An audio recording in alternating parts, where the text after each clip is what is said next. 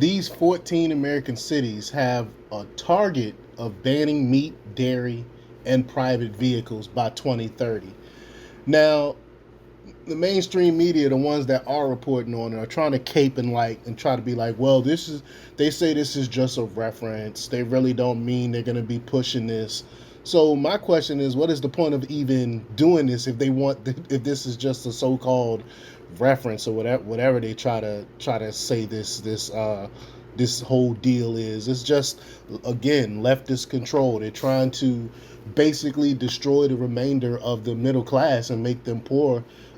That's basically what this will do, and it will actually hurt people. This plan will actually kill people. It's ridiculous that people are pushing this dystopian stuff and then trying to act like they're not pushing it when we can read their own words. But before we get started, go ahead and hit that like button, share this out so we can get this information out there. Subscribe if you're not already a subscriber, and hit that alarm bell so you know when I'm putting out new stuff. Also, check out my link tree in the description. Has a link to my Patreon where I talk about things I can't talk about here. There's also a link to my Instagram and my merch store. Also, check out jjthepsychotherapist.com for news as well. All right, let's talk about this news. 14 major American cities are members of the global climate organization called C40 Cities Climate Leadership Group. This group has set ambitious goals for the year 2030, including zero meat and dairy consumption, three new clothing items per person annually, no private vehicle ownership, and one short haul flight every 3 years. But of course, the elites and the globalists, they don't have to abide by these. So there's these rules or so-called reference or whatever they want to call it. The organization's goals are outlined in its report titled "The Future of Urban Consumption in a 1.5 Celsius World." So y'all can check that out for yourself. But it was published in 2019 and re-emphasized in 2023. Michael Bloomberg, a Democrat billionaire, leads and largely funds the organization. And C40 Cities consists of nearly 100 cities globally, including American cities such as Austin, Boston, Chicago, and Los Angeles. We know lefty havens. And coverage of C40 cities objectives in the media have been limited, and those who have discussed it face criticism from corporate fact checkers. Conservative commentator Glenn Beck was fact checked by AFP Fact Check, which claimed that the bans on meat, dairy, air travel limits, and clothing restrictions were not policy recommendations. AFP quotes a passage from the original report explaining that the more ambitious target mentions are not meant for wholesale adoption, but as reference points for emission reduction considerations. So again, my point is, if it's just a reference, why even put it in there? What is the point of putting it in there? Okay, we want y'all to not own any. We want you to not fly. We want you to not eat meat. We want you to only have three clothing. But we don't really mean this. This is just a reference point. So what is the point of putting it in there? This contradicts the notion of a target as a desired goal.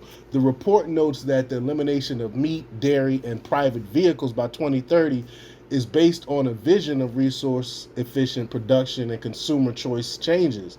The fact checkers claim that C40 cities climate goals are insincere because less convincing as these goals begin to take shape. New York City Mayor Eric Adams announced limits on meat and dairy served in city institutions this year, aligning with C40 Cities' 2030 aim.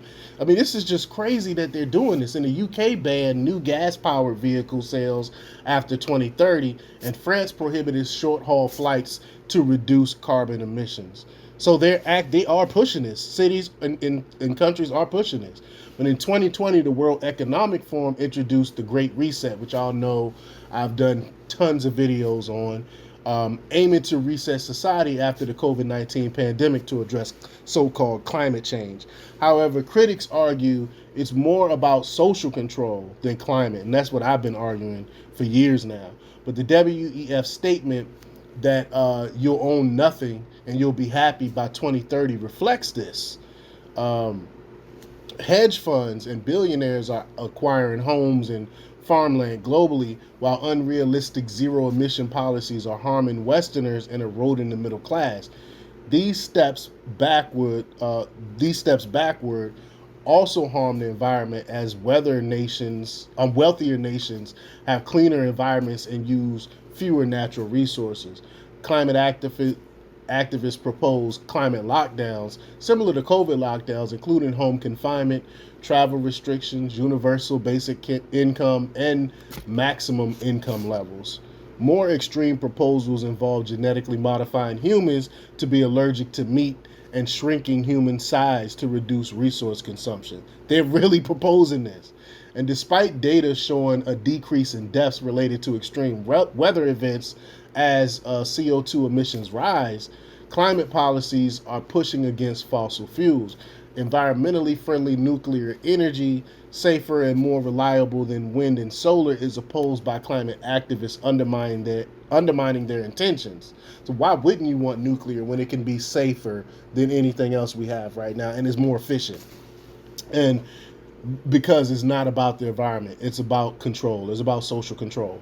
And the climate coalition's goals are viewed as anti-human as they ban meat and dairy, limit calories, genetically alter humans, and impoverish people, ultimately harming both the planet and its inhabitants. And these actions may result in more than just harm, potentially causing significant loss of life.